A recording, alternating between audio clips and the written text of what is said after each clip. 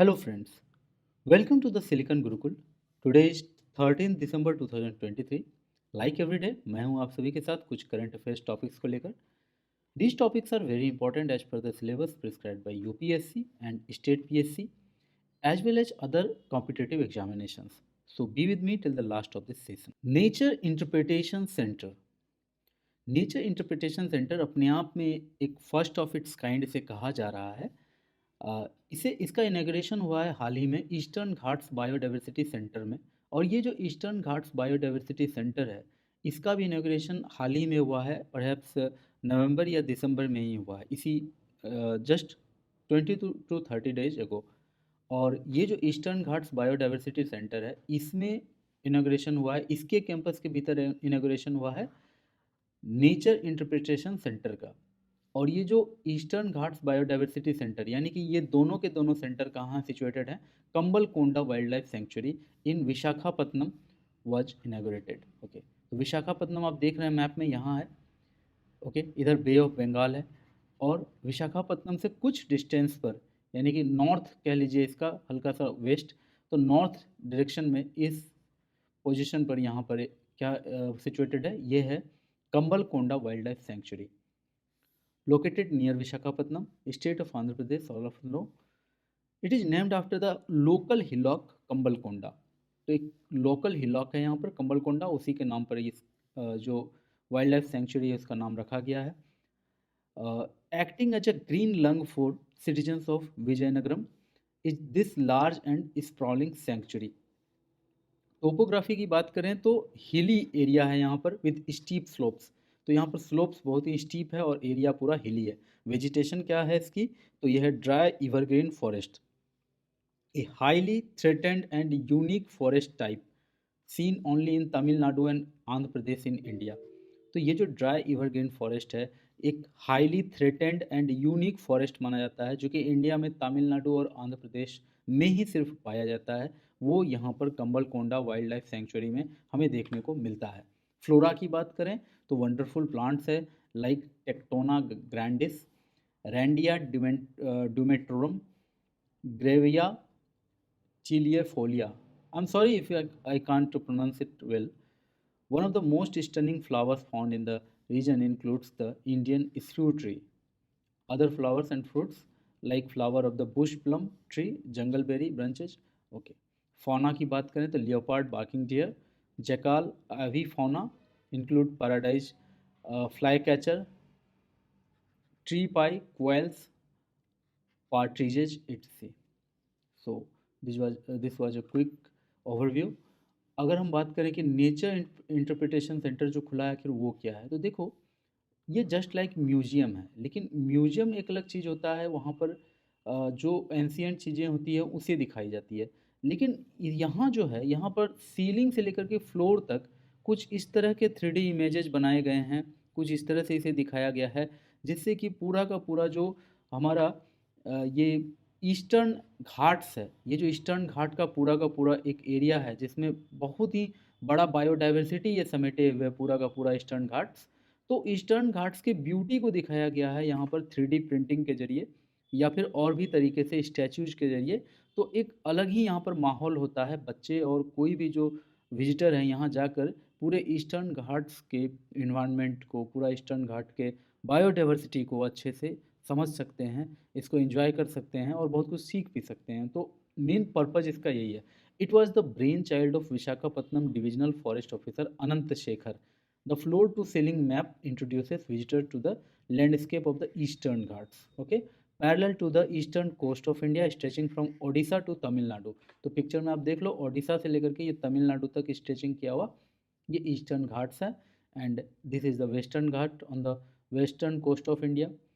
और ईस्टर्न घाट को अगर और ज़्यादा डिटेल में देखना चाहो तो ये इस तरह से इसको बांटा गया है. जो येलो कलर का है इट इज़ खोंडालाइट जोन, और इसी तरह से ये पेल ब्लू कलर की बात करें अगर तो western charnockite zone, central मीगामाटाइट zone, तो इसी तरह से ट्रांजिशन जोन है.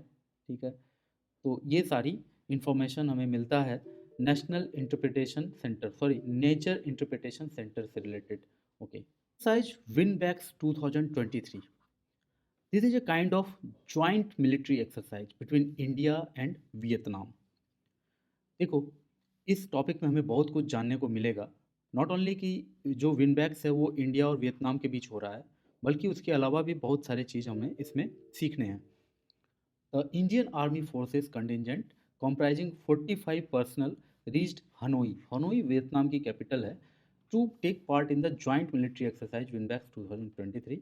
ये जो विनबैक्स है ये स्टार्ट हुआ था 2018 में। ओके, ये 2018 में शुरू हुआ था। फर्स्ट एडिशन जो इसका हुआ था जबलपुर मध्य प्रदेश में हुआ था। In its it is an annual training event conducted alternatively in India and Vietnam. तो एक साल इंडिया में होता है तो अगले साल वियतनाम में, देन फिर इंडिया फिर वियतनाम। तो फर्स्ट इंडिया में हुआ था 2018 में, तो ओड नंबर 23 आ रहा है, that's why it is in Vietnam. तो वियतनाम के हनोई में हमारे 45 पर्सनल आर्मी पर्सनल पहुंच चुके हैं। लास्ट एडिशन जो हुआ था 2022 का, वो अगस्त 2022 में हुआ था। दैट वाज इन चांदी मंदिर military station, Panchkula city in Haryana. This years exercise will be conducted at Hanoi Vietnam. अब आगे देखो इसमें कि ये जो एक्सरसाइज है इसे chapter 7 of United Nations charter on peace keeping operations के अंडर किया जा रहा है।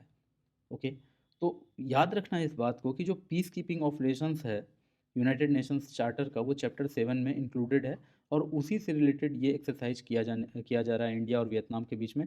The exercise will be conducted as a command post exercise cum field training exercise, focus on deployment and employment of an engineer company and a medical team. और यही कारण है कि 39 पर्सनल जो हैं उसमें से उनमें एक इंजीनियर रेजिमेंट है of Bengal engineer group and 6 personnel of army medical corps are participating. और मैप में देखें अगर तो ये हमारा इंडिया से जो लगा हुआ है, इंडिया के ईस्टर्न साइड से लगा हुआ है म्यांमार, म्यांमार के बाद म्यांमार से बॉर्डर छूता हुआ है थाईलैंड, और थाईलैंड से बॉर्डर शेयर करता है कंबोडिया और लाओस और कंबोडिया के ईस्टर्न साइड में है वियतनाम, जो कि साउथ चाइना सी में पूरा फैला हुआ है। तो इस तरह से देखो इसका जो स्ट्रेटजिक इंपॉर्टेंस है बहुत ज़्यादा हो जाता है, और इंडिया के लिए तो बहुत ही ज़रूरी है वियतनाम जैसे दोस्त। बिकॉज चाइना जिस तरह से हमें काउंटर कर रहा है, तो हमें भी चाइना के कुछ वैसे लोग तो ढूंढने ही होंगे जो कि चाइना से थोड़ा सा अनसेटिस्फाइड हैं। So in this regard this was the whole topic. Otolith rings. Students, ये टॉपिक केवल साइंस एंड टेक के लिए ही नहीं, बल्कि अगर बात करें हम हिस्ट्रियोग्राफी के लिए तो बहुत ही इंपॉर्टेंट हो जाता है। हम सब जानते हैं कि कार्बन डेटिंग नाम का भी कुछ एक मेथड होता है जिससे ये पता चलता है कि कोई भी फॉसिल कितना पुराना है। एट द सेम टाइम हम एक और टेक्नोलॉजी को जानते हैं, दैट इज ऑल्सो कॉल्ड डिओड्रोनोलॉजी, जिसके द्वारा हमें पेड़ों का एज पता चलता है। पेड़ का जो ये क्रॉस सेक्शनल कट होता है, यानी कि पेड़ इस तरह से अगर कोई है तो उसको अगर हम यहाँ से काटें तो जब उसको ऊपर से जाकर देखेंगे तो ऐसे सर्किल के जैसा दिखेगा, तो उसमें कुछ सर्कल्स देखते हैं। ठीक है, तो ये जो सर्कल होता है, जब हमें डिस्क जैसा ये दिखता है ऊपर से कट आउट इसका, तो इसमें जो ये सर्कल होते हैं, ये सर्किल, नंबर ऑफ सर्किल ये बताता है कि वो ट्री कितना पुराना है। ओके, तो कुछ उसी तरह की डेटिंग यहाँ पर ओटोलिथ रिंग के द्वारा भी हो सकता है। ये ओटोलिथ रिंग क्या होता है, तो फिश के स्कल में एक स्टोन के जैसा कुछ होता है, that is named as otolith. तो यूनिवर्सिटी ऑफ साउथहैम्पटन के मैरीन बायोलॉजिस्ट्स ने एक मेथड डेवलप किया है जिसके द्वारा इस ओटोलिथ के केमिस्ट्री को डिकोड किया जा सकता है। एक्चुअली ये ओटोलिथ जो होता है कैल्शियम कार्बोनेट का बना हुआ होता है, मेनली इसमें कैल्शियम कार्बोनेट होता है, और इसे कहा जाता है एयर स्टोन्स कहा जाता है। उन जो रिसर्चर्स हैं उनके द्वारा ये कहा गया है कि ये एक तरह से उनका फिटनेस ट्रैकर है। जैसे हम लोग अपने हाथों में फिटनेस ट्रैकर लगाते हैं, उसी तरह से इनका ये फिटनेस ट्रैकर है। इसके अलावा बॉडी को ग्रेविटी में बैलेंस करना, ठीक है, और जो भी साउंड है उसको डिटेक्ट करना और सुनना, ये दोनों काम में ये जो ऑटोलिथ है बहुत हेल्प करता है। ओके, तो these rings reveal fish age. अगर इस रिंग का ठीक से स्टडी किया जाए ओटोलिथ का, तो उससे फिश का एज भी पता चलेगा। इसी ओटोलिथ में ऑक्सीजन के कुछ आइसोटॉप होते हैं जिससे ये पता चलता है कि वो फिश ताउम्र जिस वाटर में रहा, पूरी उम्र जिस वाटर में रहा, उस वाटर का टेम्परेचर कितना है। तो टेम्परेचर का पता चलता है उस फिश के पूरा स्पेसीज का कि किस टेम्परेचर में वो उसका रहना फेवरेबल है। इसके साथ साथ उसके ओटोलिथ में ही ऑक्सीजन आइसोटॉप के अलावा कार्बन आइसोटॉप भी होता है, जिसके द्वारा ये पता चलता है how quickly food was converted into energy, यानी कि उसका मेटाबॉलिज्म कितना फास्ट था। तो ये सारी बातें हम लोगों को पता चलती है ये ओटोलिथ रिंग के कुछ मेथड के डिस्कवर हो जाने से, जो कि हुआ है यूनिवर्सिटी ऑफ साउथहैम्पटन में, और कुछ मरीन बायोलॉजिस्ट ने ऐसा करके दिखाया है। अब बात करें हम, तो there are three types of otoliths: sagitta, asteriscus और लेपिलस। इसके कुछ वर्क यहाँ पर दिए गए हैं। कुछ जो बातें मैंने आपको पीछे बताई थी वो यहाँ पर आपको पॉइंट वाइज करके दिया गया है। अगर आप ज़्यादा जानना चाहते हैं तो have a pause and study. इसके अलावा पीडीएफ डाउनलोड करके भी आप पढ़ सकते हैं। मैंने जितना इन्फॉर्मेशन आपके लिए एग्जाम के लिए ज़रूरी है मैंने आपको बता दिया है। दोस्तों, ये जो टॉपिक है रेड स्प्राइट, बहुत ही इंपॉर्टेंट हो जाता है अगर आप स्पेस साइंस की बात करें। Recently European space agency astronaut ने एक फोटोग्राफ किया है, uncommon occurrence termed as red sprite. तो देखो, नॉर्मली क्या होता है कि एक जो कहीं पर भी थंडर स्टॉर्म होता है, नॉर्मली एक थंडर स्टॉर्म कहीं भी अगर बिजली खड़कती है तो वो आकर के ज़मीन में गिरती है। लेकिन ये जो रेड स्प्राइट है, ये जो बहुत ही ऊंचा होता है। सबसे पहली बात तो ये 40 टू 80 किलोमीटर्स एल्टीट्यूड पर होता है, अर्थ सरफेस से इस हाइट पर होता है, 40 टू 80 किलोमीटर के हाइट पर होता है। और ये ब्लास्ट होकर फिर इन टू द एटमोसफेयर यानी अप साइड ही जाता हुआ दिखता है, और ये मिली सेकेंड में होता है। तो हाल ही में यूरोपियन स्पेस एजेंसी ने इसका एक फोटोग्राफ लिया है, and this is the photograph. Okay, और ये फोटोग्राफ रिसेंट वाला नहीं है। ओके, 4 जुलाई 94 का ये पिक्चर है। तो यूनिवर्सिटी ऑफ अलास्का का ये पिक्चर मैंने यहाँ लगाया है, लेकिन ये एक एग्जांपल है रेड स्प्राइट का। एक्चुअली रेड स्प्राइट जो है वो एक एक्रोनिम है। स्प्राइट एक एक्रोनिम है। रेड तो खैर कलर के कारण रेड कहते हैं, स्प्राइट एक एक्रोनिम है। ये एक्रोनिम, इसका फुल फॉर्म क्या है? Stratospheric mesospheric perturbations resulting from intense thunderstorm electrification, SPRITE,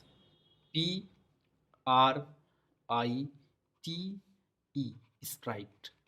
okay, तो ये स्प्राइट वर्ड एक्चुअली एक एक्रोनिम है, जिसका भी फुल फॉर्म मैंने आपको बताया। Occasionally dubbed red lightning, it occurs above thunder clouds, ये थंडर क्लाउड्स के ऊपर होता है। Altitudes between 80 to 40 kilometres, 25 to 50 miles above the earth surface. Lightning flashes normally go downward from the clouds to the ground. Generally जो जो भी होता है, तड़ित जिसे कहते हैं, लाइटनिंग कहते हैं, तड़का कहते हैं, वो ऊपर बादलों में होता है तो जमीन में आकर गिरता है। लेकिन a sprite goes into the other direction, going into atmosphere a bit like backwards lightning.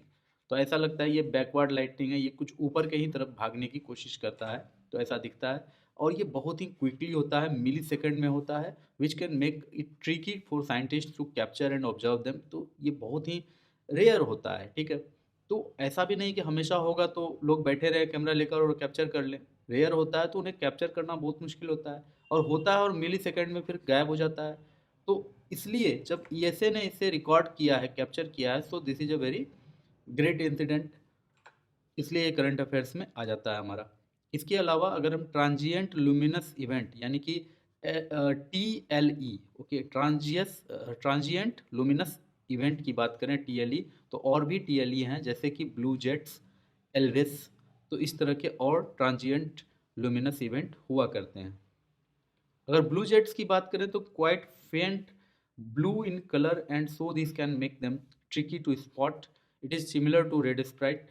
तो जिस तरह का रेड स्प्राइट होता है उसी तरह का ब्लू जेट्स होता है, लेकिन वो फैंट एंड ब्लू कलर के होते हैं। एल्विस की बात करें तो these are a type of TLE which form expanding rings shaped glows. They take place around 100 kilometer above the ground over thunderstorms and happen so quickly that they can't be seen with the naked eyes. तो इस तरह से कुछ transient luminous event के बारे में हमें पता चलता है। देखो, हाल ही में जो संडे का द हिंदू का आर्टिकल था, उसमें ये एक आर्टिकल था जो कि बहुत ही इंपॉर्टेंट हो जाता है और हमें जानना भी चाहिए। The browser is an application that people use to send and receive messages via the internet. ठीक है, तो इंटरनेट के जरिए ब्राउज़र क्या होता है? तो एक एप्लीकेशन होता है जिसके द्वारा लोग मैसेज भेजते हैं या मैसेज रिसीव करते हैं, या बहुत सारा डाटा जो कि इंटरनेट पर पड़ा हुआ है उसे अपने डिवाइस पर देख पाते हैं, और अलग अलग फॉर्मेट में, कभी वीडियो के फॉर्मेट में, कभी PDF, कभी इमेज, अलग अलग फॉर्मेट में लोग इसको इंटरप्रेट कर पाते हैं, यूज कर पाते हैं। It also does the reverse, दूसरा इसमें ये भी होता है कि लोग अपना कुछ इनपुट कर सकते हैं, जैसे आपने फेसबुक पर अपना कुछ डाला या फिर यूट्यूब पर अपना कुछ डाला। इसके अलावा आप receiving your input, translating it to code and transmitting it to some other machine across the internet. तो ये भी एक काम होता है कि आपके द्वारा दिया गया जो भी कमांड है उसको इंटरनेट पर डाला। और दूसरा, पहला तो मैंने आपको बता ही दिया कि इंटरनेट पर कोई डाटा है, चाहे अलग अलग फॉर्मेट में है, आप उसको एक्सेस कर पाते हैं किसके मदद से? ब्राउज़र की मदद से। अगर आपके कंप्यूटर में वाईफाई है या फिर इंटरनेट है, लेकिन इस तरह का कोई ब्राउज़र अगर नहीं है, चाहे वो एज की बात करें, मोजिला हो, गूगल हो, क्रोम हो, ओके, तो ये सब अगर नहीं है, ठीक है, अब तो नया एक आया है बहुत ही अच्छा। तो ये सब अगर नहीं है, तो आप जो इंटरनेट पर पड़ा हुआ जो डाटा है, उसको आप नहीं देख पाएँगे, उसको एक्सेस नहीं कर पाएँगे, और अपना कुछ अगर अपलोडिंग करना है, तो वो भी नहीं कर पाएँगे। ये सारे काम हो पाते हैं ब्राउज़र की मदद से। In 1990, the English computer scientist Tim Berners-Lee introduced the concept of the World Wide Web, also named World Wide Web, WWW जो हम लोग कहते हैं। वो टिम बर्नर्स ली ने 1990 में उसका एक डिस्कवरी या इन्वेंशन किया था।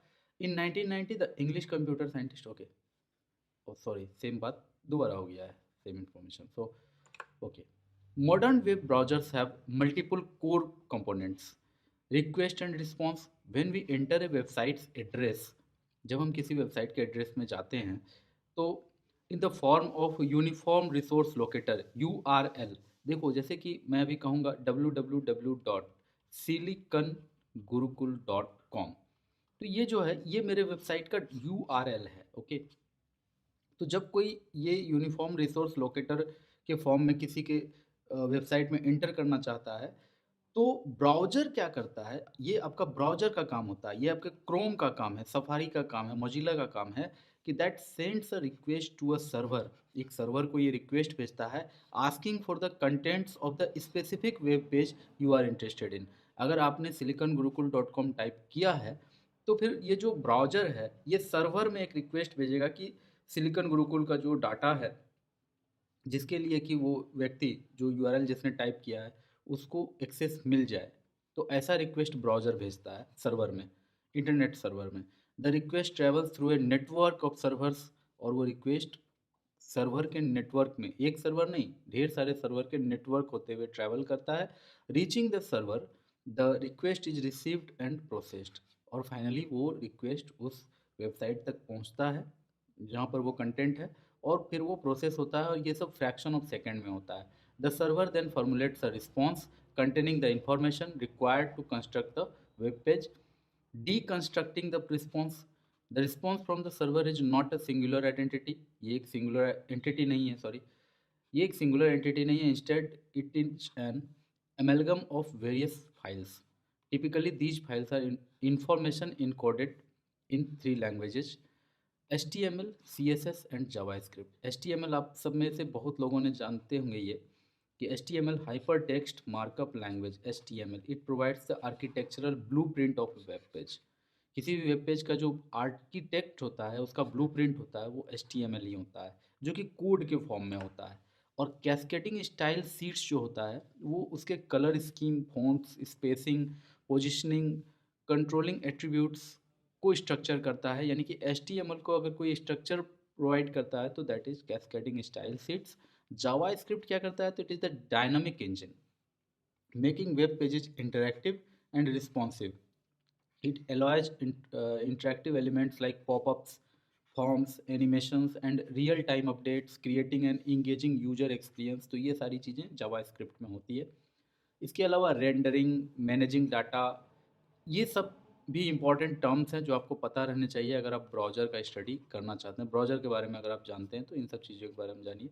एक बार कंप्यूटर साइंस से रिलेटेड एक जो सेशन है मेरा, उसे आप अच्छे से देखें, ओके, तो जाकर के आपको बहुत ही ज़्यादा डिटेल में मैं वहाँ पर ये सब चीज़ों को बता पाता हूँ।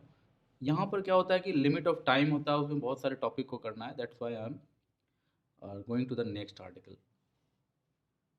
इन mouse deer and chousingha as a part of animal exchange program recently executed by Indira Gandhi Zoological Park with Kakatiya Zoological Park in Warangal IGZP, received two new species mouse deer and chousingha. तो देखो, दो ऐसा zoological park है जिसके बीच में दो new species का आपस में कुछ एक्सचेंज हुआ है। ठीक है, Indira Gandhi zoological park IGZP और काकातिया जूलॉजिकल पार्क इन वारंगल। तो इन दोनों के बीच में एक्सचेंज हुआ है, जिसमें से कि ये जो इंदिरा गांधी जूलॉजिकल पार्क है इसने दो न्यू स्पेसीज रिसीव किया है, एक माउस डियर और एक चौसिंघा। ओके, तो हमें थोड़ा सा जान लेना चाहिए कि जो माउस डियर है, ओके, ये दिखने में बिल्कुल माउस जैसा लगता है। यही समझ लो कि माउस का एक बड़ा वर्जन है। इसका फेस कह लो या पेट, इसका बेली पूरा माउस के जैसा ही पार्ट होता है इसका। ये कुछ इस तरह का दिखता है। तो थोड़ा बड़ा होता है लेकिन माउस जैसा दिखता है ये डियर। तो इंडियन माउस डियर और spotted chevrotain is the smallest deer in India and is highly nocturnal. ये नॉकटर्नल होता है, रात में ये निकलता है। साइंटिफिक नेम है इसका मॉस्क्यूला indica. It is endemic to the Indian subcontinent. It is mainly found in peninsular India with some old records from Nepal. Sri Lanka has a separate species called the spotted chevrotran, or within India it is commonly encountered in a number of forest areas along the western Ghats, eastern Ghats up to Odisha and in forest of central India. तो यहाँ ये पाए जाते हैं। Features इसका देख लीजिए, 25 to 30 centimetre at shoulder height and weighs from 2 to 4 kg. The fore color of the Indian spotted chevrolet is dark brown with white underparts. Okay, तो और भी इसके बारे में डिटेल्स यहाँ दिया गया है।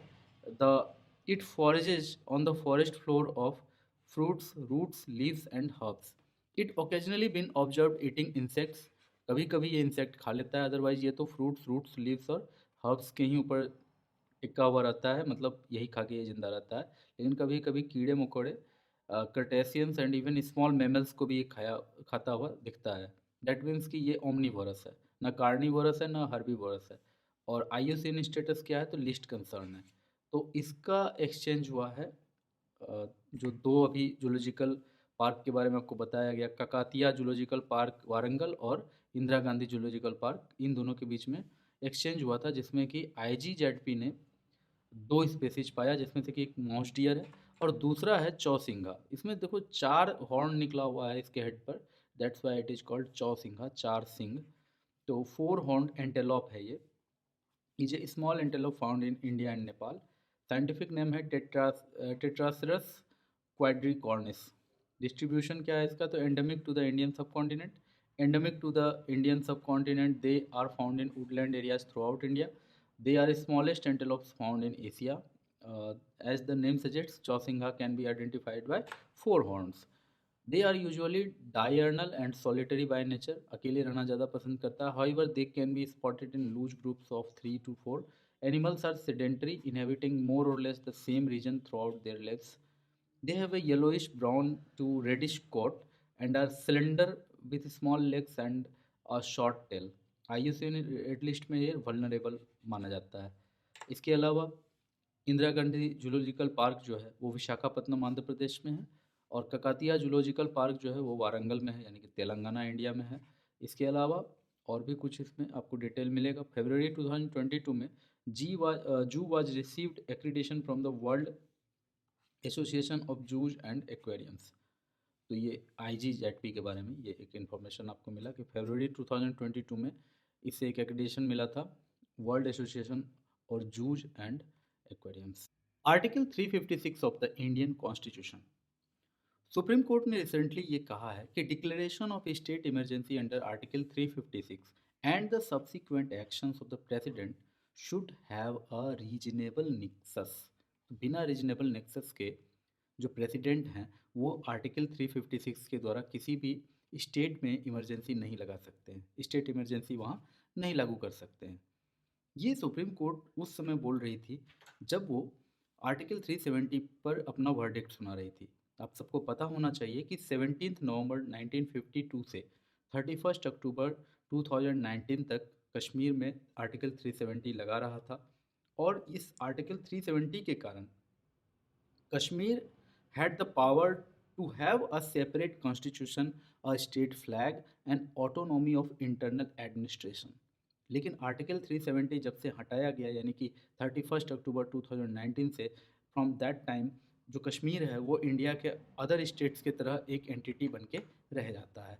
और उसी के ऊपर सुप्रीम कोर्ट का वर्डिक्ट आया है 11 दिसंबर 2023 में कि सुप्रीम कोर्ट ने ये तो कह दिया कि जो भी हटाया गया 370 वो बिल्कुल ही सही है, because article 370 was a temporary provision of Indian constitution. तो ये सारी बातों के इतर हम आर्टिकल 356 के बारे में बात करते हैं, जिसके बारे में सुप्रीम कोर्ट ने एक लाइट अपना रखा था इस पर भी कि आर्टिकल 356 लगाएंगे प्रेसिडेंट, लेकिन एक रीजनेबल नेक्सस होना चाहिए। आर्टिकल 356 जो है वो गवर्नमेंट ऑफ इंडिया एक्ट 1935 का सेक्शन 93 पर बेस्ड है। अकॉर्डिंग टू आर्टिकल 356 प्रेसिडेंट का रूल उन स्टेट्स पर लगाया जा सकता है डायरेक्टली जहां पर स्टेट का जो अपना कॉन्स्टिट्यूशनल मशीनरी है वो फेल हो जाता है। ओके, तो on the grounds of the failure of the constitutional machinery in any states president's rule can be imposed there. इसको ऐसे समझिए कि अगर कहीं पर दो पार्टी चुनाव लड़ती है और दो मुख्य पार्टी चुनाव लड़ती है, इसके अलावा चार पार्टी और है, और चारों को बराबर बराबर वोट आ जाता है और चारों में से कोई भी बहुमत नहीं ला पाती है, दैट मीन्स किसी ने भी मेजोरिटी का जो आंकड़ा होता है वो पार अगर नहीं कर पाया, तो फिर उस राज्य में किसी की भी सरकार नहीं बन पाएगी। और जब किसी की भी सरकार नहीं बन पाएगी दैट मीन्स वहाँ पर कॉन्स्टिट्यूशनल मशीनरी फेल हो गया है। तो फिर अगले चुनाव कराने में जितना भी समय लगेगा, 6 महीने साल भर जितने भी लगे, उस समय तक के लिए माना जाएगा कि वहाँ पर कॉन्स्टिट्यूशनल मशीनरी फेल्ड है और उस समय तक के लिए प्रेसिडेंट रूल वहाँ पर लागू रहेगा। ये तो एक सिंपल सा एक एग्जांपल था, लेकिन इसके अलावा भी कई ग्राउंड्स हैं जहाँ पर गवर्नर प्रेसिडेंट को ये लिख सकते हैं कि स्टेट में जो कॉन्स्टिट्यूशनल मशीनरी है वो फेल हो गया है। तो उसके बाद जो प्रेसिडेंट हैं वो वहाँ पर 356 आर्टिकल लागू करके वहाँ प्रेसिडेंट्स रूल लागू कर सकते हैं। और जाहिर सी बात है कि प्रेसिडेंट का ये खुद का डिस्क्रिशन नहीं होगा, ये बिल्कुल ही काउंसिल ऑफ मिनिस्टर जो होगा उसके सुझाव से ही प्रेसिडेंट कुछ करेंगे। इसमें प्रेसिडेंट का खुद का डिस्क्रिशन नहीं है, ये तो खैर सबको पता ही है। प्रेसिडेंट जब भी कहूँगा तो आप समझ जाएंगे कि prime minister and council of minister ने जो भी सजेशन देंगे, ओके, प्रेसिडेंट को वही करना है। तो प्रेसिडेंट जब भी गवर्नर से, स्टेट के गवर्नर से एक रिपोर्ट रिसीव करेगा कि स्टेट में कॉन्स्टिट्यूशनल मशीनरी फेल हो रहा है या फिर स्टेट कॉन्स्टिट्यूशन के अकॉर्डिंग नहीं चल रहा है, ठीक है, तो can not carry on the governance according to the provisions of the constitution, ऐसा अगर गवर्नर लिख देते हैं प्रेसिडेंट को, तो प्रेसिडेंट वहाँ पर आर्टिकल 356 लागू कर सकते हैं। और ऐसा लागू करने का एक बेस कहाँ बनता है, तो आर्टिकल 365 में। आर्टिकल 365 में ये कहा जाता है कि president rule can be imposed if any state fails to comply with all directions given by the union on matters it is empowered to. तो आर्टिकल 365 में ये क्लियर कहा जा रहा है कि अगर कोई भी स्टेट गवर्नमेंट यूनियन गवर्नमेंट का किसी भी तरह का दिशा निर्देश को मानने से मना करता है, अगर कोई भी ऑल द डायरेक्शंस को अगर स्टेट गवर्नमेंट नहीं मानती है, तो फिर प्रेसिडेंट वहाँ पर प्रेसिडेंट रूल यानी कि आर्टिकल 356 इम्पोज कर सकते हैं। ठीक है, तो यूनियन जिस मैटर के लिए यूनियन एम्पावर्ड है बाय द कॉन्स्टिट्यूशन की, उस पर यूनियन का ही चलेगा। अगर यूनियन उस बात को स्टेट को डायरेक्शन दे रही है कि करो तुम, और स्टेट वो ऑर्डर ना माने, तो फिर वहाँ आर्टिकल 356 के according state emergency rule, sorry, president rule लाया जा सकता है प्रेसिडेंट के द्वारा। In simple words, presidents rule is when the state government is suspended and the central government directly administers the state through the office of governor.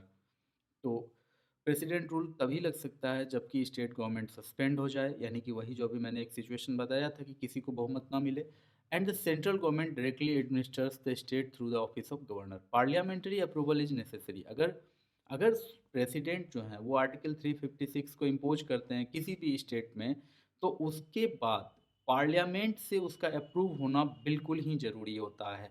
The proclamation of presidents rule should be approved in both houses of parliament. अगर आपसे कहीं पर ऐसा question पूछे कि लोकसभा राज्यसभा, तो एकदम बिल्कुल ही इस बात को दिमाग में रखना कि दोनों से, लोकसभा एंड राज्यसभा दोनों जगह से उसका अप्रूवल होना बिल्कुल ज़रूरी है।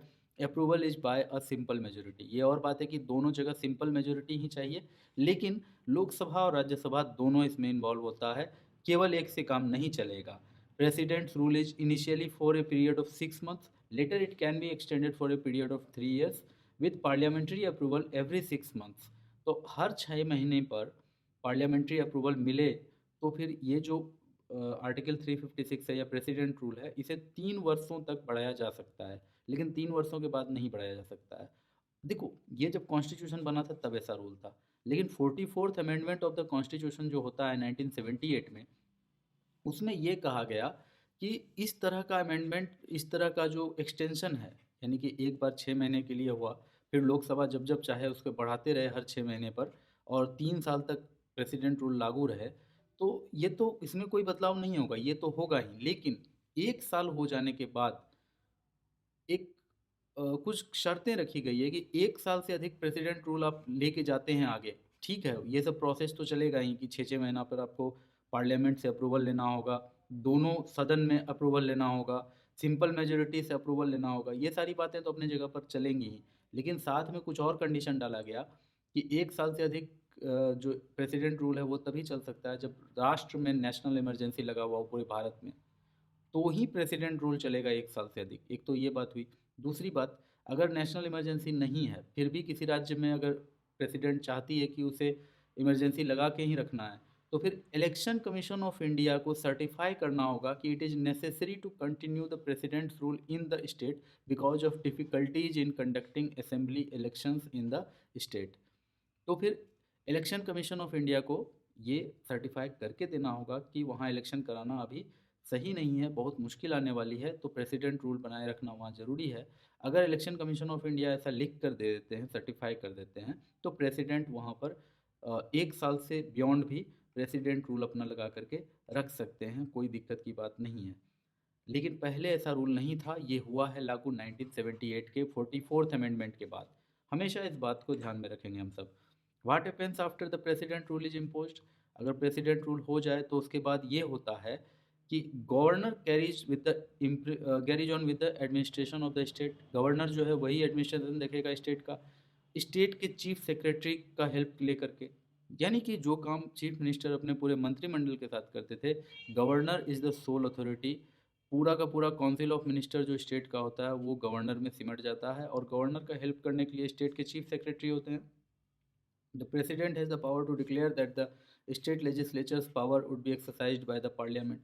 प्रेसिडेंट को ये भी पावर है कि वो गवर्नर को सब कुछ ना दे करके सीधे पार्लियामेंट से ही उस स्टेट का सब कुछ चले, ऐसा भी प्रेसिडेंट कर सकते हैं। यानी कि जो प्राइम मिनिस्टर हैं ऐसा कर सकते हैं कि उस स्टेट का पावर अपने हाथों में ले लें। The state legislative assembly would be either suspended or dissolve by the president.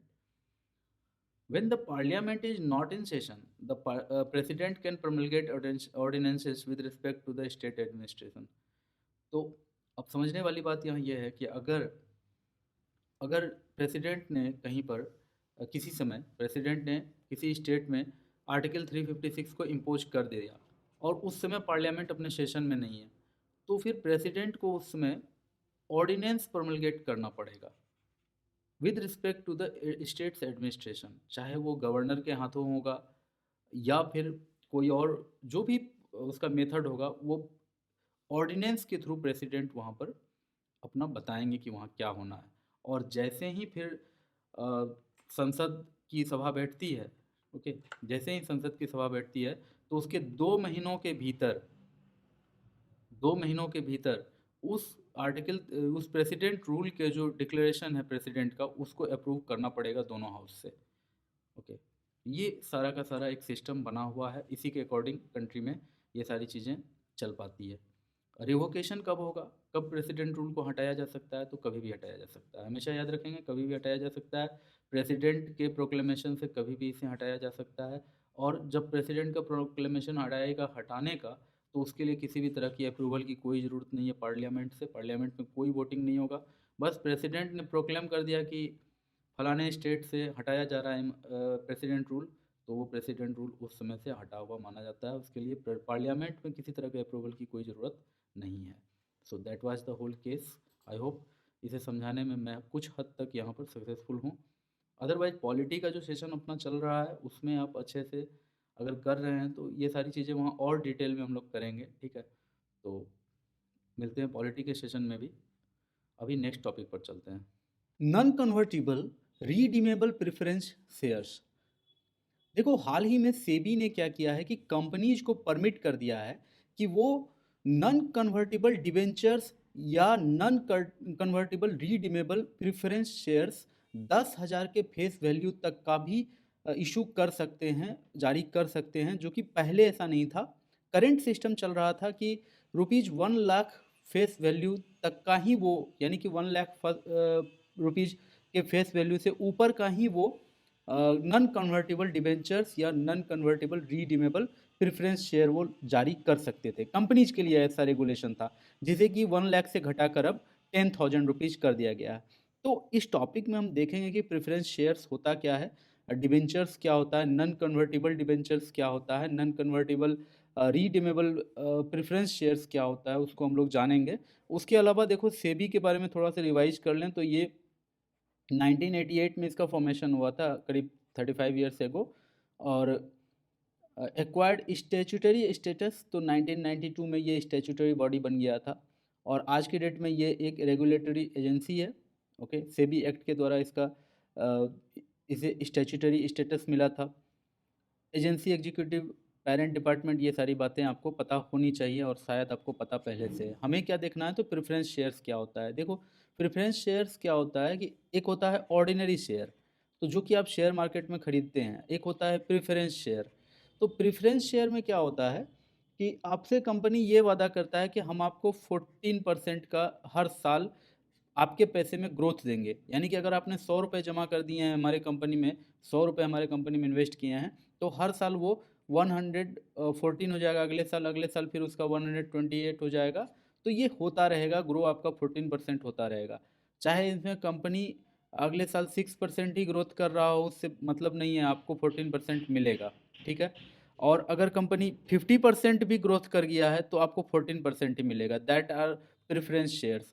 और दूसरा होता है प्रेफरेंस शेयर्स का, ये खासियत होती है कि जब भी कभी कंपनी नीलाम होगी, उसके अगर एसेट्स बेचकर सारे शेयर धारकों को सारा पैसा लौटाया जाएगा, तो preference share holders would be the first to being paid. तो उनको सबसे पहले पे किया जाएगा। जो प्रेफरेंस वर्ड है, आप समझ में आ रहा होगा इस वर्ड का मीनिंग, कि जिसने प्रेफरेंस शेयर खरीद के रखा है उसको पहले पे किया जाएगा कंपनी का सारा स्टॉक से जो भी उसका डिविडेंड बनता है। ठीक है। तो out the to shareholders before common stock dividends are issued. If the company enters bankruptcy, preferred stockholders are entitled to be paid from company assets before common stakeholders. तो डिविडेंड में भी प्रेफरेंस वाले को पहले मिलता है, और जब कंपनी बैंकरप्ट हो जाती है तो उस समय भी जो प्रेफर्ड स्टेक होल्डर्स होते हैं, स्टॉक होल्डर्स होते हैं, उनको पहले मिलता है। ये सारी बातें हमको पता होना चाहिए। प्रेफरेंस वर्ड का तो समझ में आ गया होगा, मतलब कि प्रेफरेंस वर्ड का क्या मीनिंग है। Redeemable and non redeemable preference shares की बात करें अगर, तो redeemable preference shares are those shares that can be repurchased or redeemed by the issuing company at a fixed rate and date.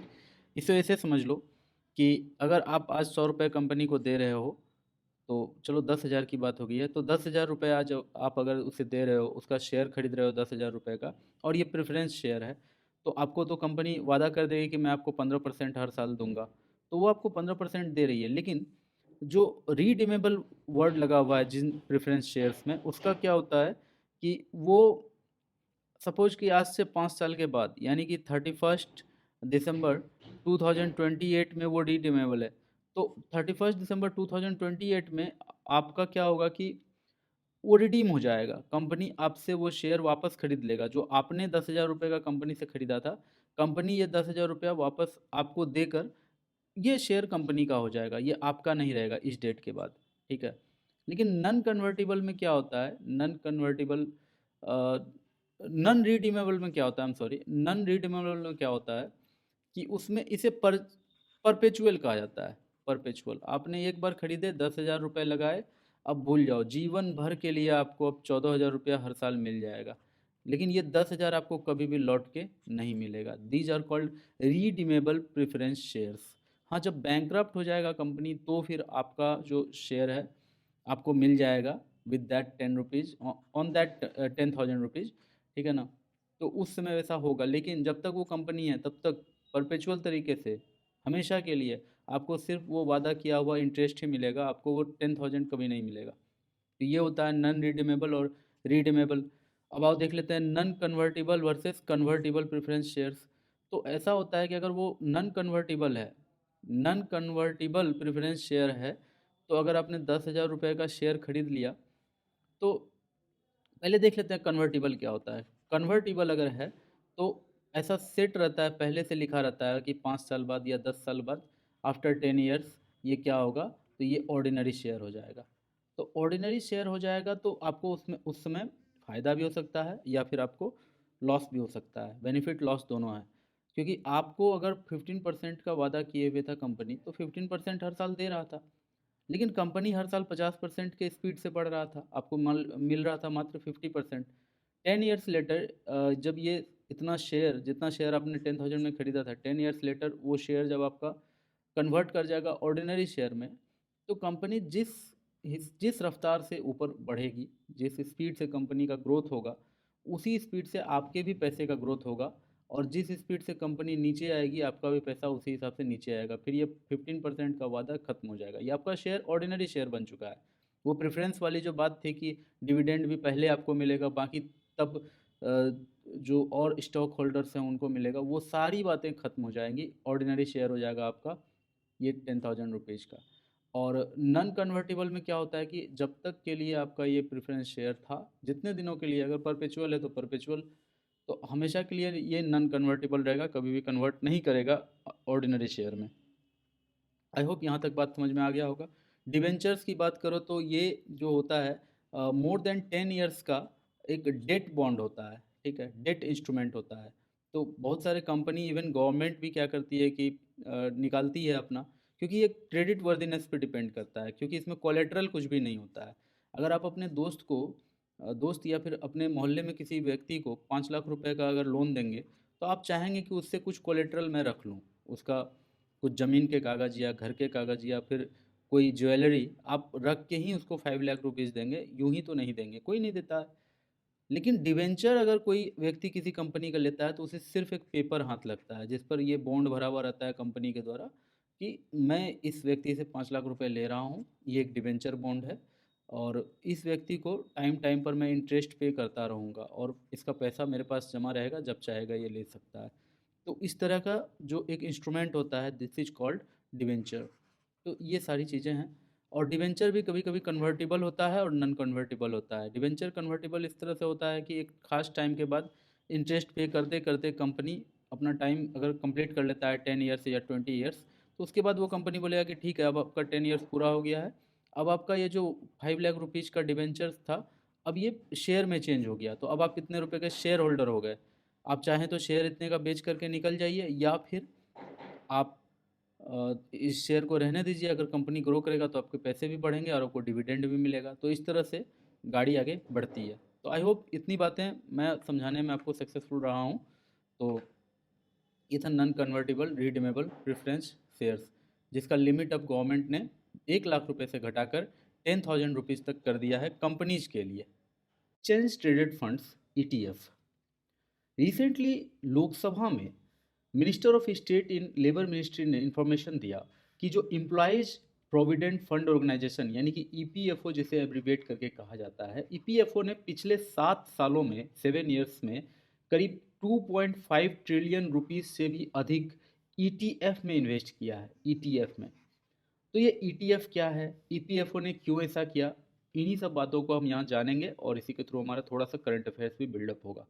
देखो, formal sector में कोई भी जॉब करे, चाहे वो किसी फैक्ट्री में कोई मैनेजर हो, चाहे किसी प्राइवेट स्कूल में ही किसी अच्छे प्राइवेट स्कूल का टीचर हो, या फिर कोई भी जो नियोजित कर्मचारी होते हैं गवर्नमेंट कॉन्ट्रैक्ट बेसिस पर, वो भी फॉर्मल सेक्टर में ही माने जाते हैं।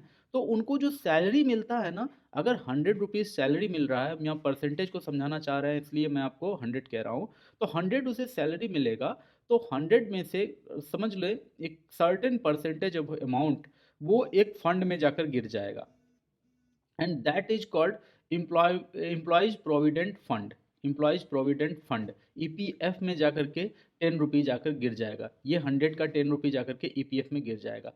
10 रुपीज इसके सैलरी से कटेगा, और सेम 10 रुपीज फिर उसके ऑर्गेनाइजेशन को भी देना होगा। अगर वो स्कूल में काम कर रहा है तो स्कूल के ऑनर को और 10 रुपीज़ उसके नाम पर इस एपीएफ अकाउंट में डालना होगा, या फिर अगर गवर्नमेंट सेक्टर में काम कर रहा है तो गवर्नमेंट उसके बदले में और 10 रुपीज़, यानी कि 10 अगर इसने दिया है तो 10 अलग से आएगा और ये बन जाएगा 20, और 20 इस ईपीएफ में जमा रहेगा। ये पैसे इसे कब मिलेंगे? जो फॉर्मल सेक्टर में एम्प्लॉई है, उस एम्प्लॉई को ये पैसे कब मिलेंगे? तो ये पैसे उसके ही हैं, लेकिन ये पैसे उसे मिलेंगे रिटायरमेंट होने के बाद। जब वो रिटायर कर जाएगा तब ये पैसे उसके काम आएंगे। तो देखो, इस तरह से मंथली मंथली बहुत ही बड़ा अमाउंट जमा हो जाएगा। अगर उसने 30 या 40 साल तक नौकरी की है तो फिर एक बहुत बड़ा अमाउंट उसको मिलने वाला है। लेकिन यहाँ पर समझने वाली बात यह है कि ये जो पैसे उसे मिलेंगे, तो ईपीएफ को देखने वाला जो पेरेंट ऑर्गेनाइजेशन है वो है एम्प्लॉयज़ प्रोविडेंट फंड ऑर्गेनाइजेशन, जो मिनिस्ट्री ऑफ लेबर के अंदर काम करता है। तो ईपीएफओ जो है वो सिर्फ पैसे को जमा रख करके उसको एक बड़ा रिटर्न लौटा पाएगा, ऐसा संभव नहीं है। ठीक है ना? तो उसे उस पैसे को ग्रो कराने के लिए बहुत कुछ करना पड़ता है। उसे बैंक में रखना होता है, उसे गवर्नमेंट बॉन्ड एंड सिक्योरिटीज़ में खर्च करने पड़ते हैं, उसे शेयर्स खरीदने पड़ते हैं, उसे म्यूचुअल फंड में पैसे लगाने पड़ते हैं, और उसी तरह का एक और फंड होता है, एक्सचेंज ट्रेडेड फंड। ये म्यूचुअल फंड के ही जैसा है, लेकिन म्यूचुअल फंड से ज़्यादा वोलेटाइल है, थोड़ा ज़्यादा ये चंचल होता है ईटीएफ। म्यूचुअल फंड में क्या होता है कि bought and sold once per day, जो भी म्यूचुअल फंड को ऑपरेट कर रहे होते हैं वो शेयर को या फिर बॉन्ड को, जो भी वो म्यूचुअल फंड में जो कुछ भी खरीदते हैं वो दिन में एक बार खरीदते हैं। और जनरली क्या होता है कि मार्केट बंद होने के बाद वो एक बार खरीदते हैं, मार्केट को पूरा स्टडी करके। और ये एक्टिवली मैनेज होता है। एक्टिवली कहें तो डेली बेसिस पर होता है। Prices are set once per day after the market closes. और म्यूचुअल फंड का जो है ना पूरा प्राइस जो होता है, दिन में एक बार बढ़ता या घटता जो भी होता है वो फिक्स रहता है। लेकिन ईटीएफ की बात करें तो इसमें क्या होता है कि जो शेयर खरीदे या बेचे जाते हैं, या शेयर बॉन्ड डिवेंचर्स जो भी कुछ खरीदे बेचे जाते हैं, वो थ्रू आउट द डे ये प्रोसेस चलता रहता है। पैसिवली मैनेज किया जाता है इसे, यानी कि हर एक मिनट पर इस पे कुछ ना कुछ ट्रेड हो रहा होता है। That's why it is called traded fund, क्योंकि यहाँ ट्रेडिंग हमेशा जारी रहता है। और जो भी ईटीएफ के मैनेजर होते हैं वो यही कोशिश करते हैं कि ट्रेडिंग करके जिनका भी पैसा इसमें लगा हुआ है उसको ज़्यादा से ज़्यादा मुनाफा पहुँचाया जाए। Prices go up and down through out the day, पूरे दिन भर प्राइसेस ऊपर नीचे होते रहते हैं। पूल मनी, और दोनों में कॉमन क्या है, म्यूचुअल फंड और ईटीएफ को अगर कंपेयर करें तो दोनों दोनों में कॉमन बात यही होता है कि दोनों इन्वेस्टर्स से पैसे एक जगह जमा करके फिर उस पैसे से एक बास्केट बनाते हैं। समझ लो एक इमेजिनरी बास्केट कह रहा हूँ। इसमें कंपनी के शेयर्स होते हैं, डिबेंचर्स होते हैं, प्रिफर्ड शेयर, प्रेफरेंस शेयर्स होते हैं। ओके। बहुत सारे इसमें इंस्ट्रूमेंट कलेक्ट करके एक साथ उसे हेज फंड की तरह ग्रो कराया जाता है। तो ईटीएफ में और म्यूचुअल फंड्स में लगभग एक ही बात होती है, प्रोवाइड डाइवर्सिफिकेशन। तो देखिए, अगर ईपीएफओ सिर्फ एक ही कंपनी का शेयर खरीद ले या खुद से शेयर खरीदने लगे तो उसमें डाइवर्सिफिकेशन नहीं रहेगा, उसे एक पूरा एक यूनिट अलग से बनाना पड़ेगा। लेकिन ये जो म्यूचुअल फंड के मैनेजर होते हैं, ईटीएफ के मैनेजर होते हैं, ये हर क्षेत्र में, हर फील्ड में ये इसमें माहिर लोग होते हैं। जो कि शेयर्स में जो माहिर है वो शेयर खरीदते हैं, शेयर में पैसे लगाते हैं। कमोडिटी के जो माहिर लोग हैं वो कमोडिटी में करते हैं। तो हर तरह का एक्सपर्ट यहाँ पर होता है। तो डाइवर्स पूलिंग होता है, यहाँ पर डाइवर्स इन्वेस्टमेंट होता है, तो पैसे हर तरफ से बढ़ने के चांसेस होते हैं। मान लो कि कोई आदमी किसी भी एक एक्सपर्ट है कोई, उसे कोल सेक्टर का बहुत अच्छा नॉलेज है, उसे ऑयल सेक्टर का बहुत अच्छा नॉलेज है, वो सारा का सारा ट्रेडिंग ऑयल सेक्टर में ही कर रहा है, ऑयल सेक्टर में ही सारा इन्वेस्टमेंट अपना कर लिया है।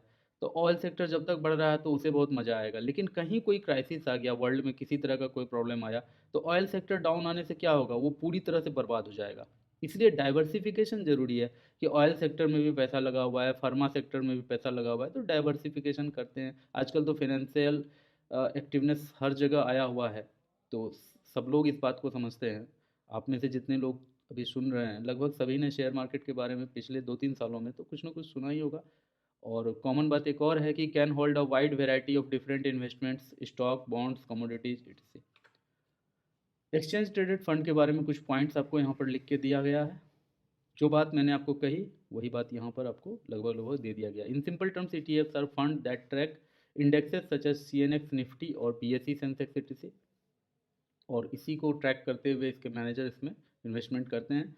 और somewhat similar to mutual funds in terms of their structure, regulation and management, Additionally, just like mutual funds, they are a pooled investment vehicle and offers diversified investment into various assets classes like stocks, commodities, bonds, currencies, options and or a blend of these. तो ये सारी बातें हैं और भी कुछ जो आपके लिए इम्पोर्टेंट है यहाँ पर लाया गया है। अब आइए थोड़ा सा बात करते हैं एम्प्लॉयज़ प्रोविडेंट फंड ऑर्गेनाइजेशन के बारे में।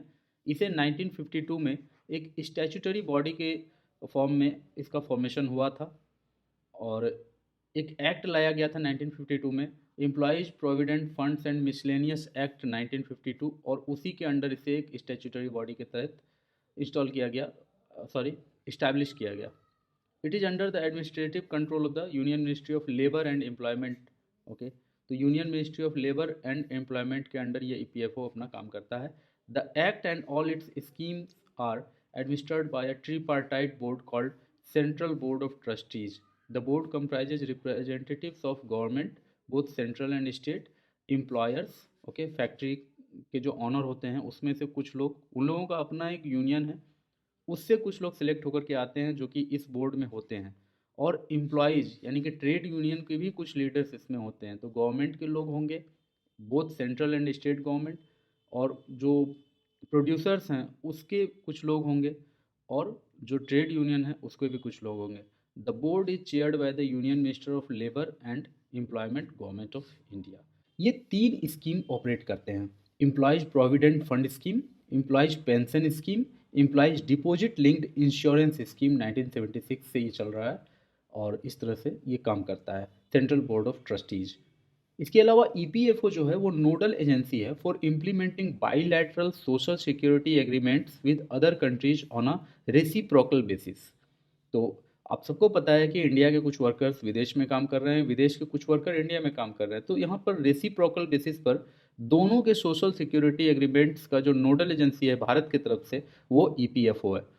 और कवरेज की बात करें तो the schemes offered by EPFO covers Indian workers and international workers both from countries with whom the EPFO has signed bilateral agreements। तो जिसके साथ भी ईपीएफओ ने बायलेटरल एग्रीमेंट कर लिया है, उस देश के जो भी वर्कर इंडिया में काम कर रहे होंगे, उसका सोशल सिक्योरिटी का या फिर जो भी स्कीम ऑफर कर रहा है ईपीएफओ, उसके लिए वो सब एलिजिबल माने जाते हैं। तो इस तरह से ईपीएफओ अपना काम करता है। So this was the whole crux of the news. I hope you liked it. Red list of threatened species. हर साल International Union for Conservation of Nature यानी IUCN एक रेड लिस्ट अपडेट करके रिलीज करता है। ये रेड लिस्ट बहुत ही important हो जाता है जब बात आती है वर्ल्ड्स बायोडाइवर्सिटी के हेल्थ की। ओके, पूरी दुनिया के बायोडाइवर्सिटी के लिए ये जो रेड लिस्ट है बहुत ही इंपॉर्टेंट हो जाता है। इस लिस्ट में उन क्रिएचर्स को इनलिस्ट किया जाता है, उन क्रिएचर्स के आइडेंटिटी को इनलिस्ट किया जाता है जो अभी एक्सटिंक्शन के कगार पर हैं, यानी कि जो अब पृथ्वी से विलुप्त होने वाले हैं उनको लिस्ट किया जाता है, और किसको कितना रिस्क है। जिसे बहुत ज़्यादा रिस्क है उनको तो कहा जाता है कि एक्सटिंक्ट, जो कि अब धरती पर पाए ही नहीं जाते हैं उन्हें एक्सटिंक्ट कह दिया जाता है। और जो धरती पर जंगलों में नहीं पाए जाते हैं, केवल उन्हें चिड़ियाघरों में या फिर किसी बायोलॉजिकल लैब में किसी तरह से प्रिजर्व करके रखा जा सका है, उसे एक्सटिंक्ट इन द वाइल्ड कहा जाता है। ओके, क्रिटिकली इंडेंजर्ड उन्हें कहा जाता है जो वाइल्ड यानी कि फॉरेस्ट में भी बहुत कम पाए जाते हैं या अपने हैबिटेट में बहुत कम पाए जाते हैं। इंडेंजर्ड उन्हें कहा जाता है जिनका हंटिंग बहुत ज़्यादा शुरू हो गया या फिर क्लाइमेट चेंज के कारण अब उनकी संख्या अचानक से घटने लगी है। तो vulnerable, near threatened and last is least concern. इस तरह से एनलिस्टिंग करके क्रिएचर्स का एक लिस्ट रेड लिस्ट में जारी किया जाता है, और ये जारी करता है international Union for Conservation of nature. इस साल के लिस्ट में ऐसा बताया गया है कि पिछले साल केवल 44,000 स्पेसीज ऐसे थे जो कि एक्सटिंक्शन के कगार पर थे, जो विलुप्त होने वाले थे। अब इनकी संख्या बढ़कर 46,000 हो गई है, यानी कि 46,000 ऐसे स्पेसीज हैं जो अभी विलुप्ति के कगार पर हैं, यानी कि वो अब एक्सटिंक्ट हो सकते हैं। Saiga and antelope that have roamed the earth since the last ice age. Saiga एक एंटेलोप है, एंटेलोप जस्ट लाइक याक एक क्रिएचर होता है, तो वो लास्ट आइस एज से पूरे अर्थ पे घूम चुका है, यानी कि पूरे अर्थ में पाया जाता था। उसे क्रिटिकली इंडेंजर्ड से नियर थ्रेटेंड के क्लास में लाया गया है, यानी कि पहले वो क्रिटिकली इंडेंजर्ड था, अब नियर थ्रेटेंड के कैटेगरी में उसे डाला गया है, जो कि उसके लिए एक पॉजिटिव न्यूज़ है, केवल साइगा के लिए। अदरवाइज तो हमने क्या कहा आपसे कि पहले 44,000 स्पेसीज एक्सटिंक्शन के लिए थ्रेटेंड थे और अब 46,000 है। 25% of fresh water fish are at risk of extinction. आप सबको पता है कि जो फ्रेश वाटर है वो पूरे वर्ल्ड में उसकी शॉर्टेज होते जा रही है। तो इवन ये भी कहा जाता है कि थर्ड वर्ल्ड वार तो फ्रेश वाटर के लिए ही होगा। तो 25% of fresh water fish are at risk of extinction with at least 17% affected by climate change. This is the first global fresh water fish assessment. तो अब तक में पूरे वर्ल्ड वाइड यानी कि global fresh water fish assessment ये पहली बार हुआ है। 4 fresh water subterranean fish species found in water bodies under the surface from Kerala include in list. तो ये जो लिस्ट बना है पूरे वर्ल्ड के ग्लोबल फ्रेश वाटर की बात जो हो रही है, global fresh water fish assessment जो हो रही है, उसमें इंडिया के केरल से 4 फिश के नाम को इंक्लूड किया गया है। वो हैं Saji's catfish, Abdul Kalam's blind cave catfish and pangio bhujia. ये इंडेंजर्ड में इन्हें डाला गया है। और वल्नरेबल में किसे डाला गया है तो गोल्लुम स्नैक हेड। तो ये 4 फिश ऐसे हैं जिन्हें कि इस लिस्ट में जगह मिला है, जो पहला दुनिया का पहला फ्रेश वाटर फिश असेसमेंट हुआ है IUCN के द्वारा। इस लिस्ट में ये 4 फिश को जगह दिया गया है। अबाउट रेड लिस्ट अगर बात करें तो मैंने इस बारे में आपको बता ही दिया है कि ये इंफॉर्मेशन देता है पॉपुलेशन साइज क्या है, उस स्पेसीज का हैबिटेट क्या है, इकोलॉजी क्या है, और उसके यूज और ट्रेड क्या क्या हो रहे हैं, थ्रेट्स उसको क्या क्या है, कंजर्वेशन एक्शंस उसके लिए क्या क्या लिया गया है।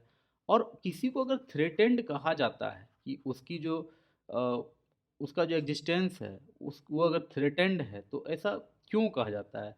वो ऐसा तब कहा जाता है जब उसके पॉपुलेशन साइज में रिडक्शन आ जाए, या फिर जोग्राफिकल रेंज उसका रेस्ट्रिक्ट हो जाए, ठीक है, या फिर स्मॉल पॉपुलेशन एंड डिक्लाइनिंग, किसी भी कारण से उसका पॉपुलेशन बहुत ही कम है और वो भी डिक्लाइन ही कर रहा है, बढ़ नहीं रहा है, वेरी स्मॉल और lives in a restricted area. Quantitative analysis of extinction risk अगर उसका किया जाता है और अगर उसमें पाया जाता है कि रिस्क है तो उसको थ्रेटेंड कह दिया जाता है। IUCN की बात करें तो इसका जेनेसिस होता है 1948 में। It is not an organ of the united Nations. अक्सर लोग ऐसा समझ लेते हैं कि ये यूनाइटेड नेशन का एक बॉडी है, लेकिन यहाँ पे क्लियर कर दिया गया है कि not an organ of the united nations. Gland Switzerland में इसका हेडक्वार्टर है। It is a membership union composed of both government and civil society organisations. Function क्या है तो it provides public private and non governmental organisations with the knowledge and tools that enable human progress, economic development and nature conservation. I hope this topic is done with you. और कोई भी अगर question आता है इस topic से related with this particular range तो आप ज़रूर इसे सॉल्व कर देंगे। Okay. Triangle opium economy. Recently United Nations office on drugs and crime UNODC ने अपने एक report south east Asia opium survey 2023 cultivation production and implications, ये पूरा का पूरा नाम है इस रिपोर्ट का, south east Asia opium survey 2023 cultivation production and implications, ये पूरा का पूरा रिपोर्ट का नाम है। इस रिपोर्ट में opium Poppy cultivation south east Asia का उसे एसेस किया गया है कि साउथ ईस्ट एशिया में जो पॉपी कल्टीवेशन होता है कितना होता है, क्या होता है, उसी के बारे में असेसमेंट की गई है। और असेसमेंट के बाद जो रिजल्ट आ रहा है, असेसमेंट के बाद जो कुछ ऑब्जर्वेशन हो रहा है वो ये हो रहा है कि गोल्डन ट्रायंगल ओपियम इकोनॉमी में एक स्टेडी ग्रोथ देखा गया है 2023 में। 2023 में इस गोल्डन ट्रायंगल ओपियम इकोनॉमी में थोड़ा ग्रोथ आ गया है। That is not a good news for India. India के लिए बहुत ही बैड न्यूज़ है ये। गोल्डन ट्रायंगल है क्या तो म्यांमार, थाईलैंड एंड लाओस को अगर मिला दें, दिस इज गोल्डन ट्रायंगल। तो आप सबको पता है कि इंडिया के ईस्ट साइड में म्यांमार है, म्यांमार के बाद थाईलैंड और थाईलैंड के ईस्ट में लाओस। और उसी को अगर आप गोल्डन ट्रायंगल को जान रहे हैं तो गोल्डन क्रेसेंट भी जान लो। ईरान, अफगानिस्तान एंड पाकिस्तान को गोल्डन क्रेसेंट कहा जाता है। यहाँ भी ओपियम की खेती बहुत ही बड़े स्तर पर की जाती है और यहाँ भी ओपियम की खेती बहुत ही बड़े स्तर पर की जाती है और दोनों इंडिया में सप्लाई करना चाहते हैं। इससे क्या होता है कि इंडिया से उनको बहुत ही बड़ा अमाउंट में मनी मिलता है और उस मनी को वो इलिसिट तरीके से, गलत तरीके से अपने अलग अलग गोल्स के लिए यूटिलाइज कर सकते हैं। जैसे कि अगर पाकिस्तान, अफगानिस्तान की बात करें तो वो लोग यहाँ पर ओपियम बेचकर यहाँ से ही पैसे मंगाकर फिर हथियार खरीदते हैं और फिर इंडिया पर हमला करते हैं। Myanmar is now world's top opium source after the decline in Afghanistan. Afghanistan की बात करें तो वहाँ पर भले ही तालिबान आए हैं, लेकिन वो ओपियम की खेती पर थोड़ा सा बैन लगा रहे हैं। थोड़ा उनका एक जो डायरेक्शन है वो ओपियम से थोड़ा हट रहा है अब। पहले तो जब तालिबान एक्टिव था तो यही समझ लो कि उनके कमाई का जरिया सिर्फ ओपियम था, लेकिन अब थोड़ी सी स्थिति वहाँ पर चेंज हो रही है। ये नहीं है कि ख़त्म हो गया है या फिर सुधर रहा है, लेकिन कुछ चेंज तो आ रहा है। A targeted assessment also found indications of substantial opium cultivation in Sagyang along Myanmar's border with India। तो भारत और म्यांमार बॉर्डर पर एक जगह है सगाइंग या सैग्यांग, सगाइंग बॉर्डर उस जगह का नाम है। तो वहाँ पर ओपियम कल्टीवेशन बहुत ही ज़्यादा बढ़ा है, ऐसा इस रिपोर्ट में देखने को मिला है। यूएनओडीसी की बात करें तो ये 1997 में इस्टेब्लिश हुआ था। सेक्रेटेरिएट ऑफिस के टाइप का ये यूएन बॉडी के अंदर काम करता है, यूएनओ के अंडर काम करता है। लीगल स्टेटस एक्टिव है अभी ये। हेडक्वार्टर बात करें तो वियना ऑस्ट्रिया में है। तो इस तरह से ये अपना काम करता है। Drug trafficking and challenge to India's security, ये बहुत ही बड़ा थ्रेट है इंडिया के लिए, क्योंकि क्रॉस बॉर्डर स्मगलिंग जो होता है वो illicit narcotics are often trafficked from neighbouring countries like Afghanistan, Pakistan and Myanmar. तो इन देशों से भारत में तो आता ही है ये इलिसिट नार्कोटिक्स की बात करें अगर, तो ये सारी चीज़ें तो आती ही हैं, लेकिन साथ साथ उसमें ऑर्गेनाइज्ड क्राइम भी इन्वॉल्व हो जाता है, वायलेंस भी इन्वॉल्व हो जाता है। जब जब बहुत ज़्यादा डिमांड हो जाता है ना कहीं पर भी, बहुत ज़्यादा डिमांड हो जाता है ड्रग्स का या फिर ओपियम का, तो पता चलता है कि वहाँ पर जो आर्म्स है उसका भी स्मगलिंग शुरू हो जाता है और प्रोस्टिट्यूशन का भी बिजनेस बहुत ही हाई स्केल पर शुरू हो जाता है। And those are all of organised crimes type, ठीक है, उनका कैटेगरी तो ऑर्गेनाइज्ड क्राइम में ही आता है। तो ये सारी चीज़ें भी बहुत ही धड़ल्ले से शुरू हो जाती हैं। ये इंडिया के लिए बहुत बड़ा चैलेंज है, इंडिया की सिक्योरिटी के लिए बहुत बड़ा चैलेंज है। Threat to national security, roads and the routes used by drug traffickers could be used for smuggling in weapons as well as terrorists। Corruption and money laundering भी बहुत ज़्यादा बढ़ जाता है, क्योंकि जो गलत ताकतें होती हैं उनके पास बहुत ह्यूज अमाउंट ऑफ मनी आता है, जो कि फिर फिनेंशियल सिस्टम में या फिर पॉलिटिकल सिस्टम में फिर इन्फिल्ट्रेट हो जाता है वो रुपीज़, और फिर उससे बहुत सारा प्रॉब्लम आता है। तो हेल्थ केयर बर्डन बढ़ जाता है। अगर ड्रग्स की लत लोगों को पड़ती है तो अलग अलग हेल्थ प्रॉब्लम आता है, तो वो भी कंट्री के लिए अच्छी बात तो नहीं है। Drug abuse places a strain on the health care system. तो ये सारी बातें हैं। If you have enjoyed any part of this session and positive और negative whatever be the comments, all are welcome. And share और subscribe तो आपने पहले ही कर दिया है। Thank you so much. Good bye, मिलते हैं नेक्स्ट सेशन में।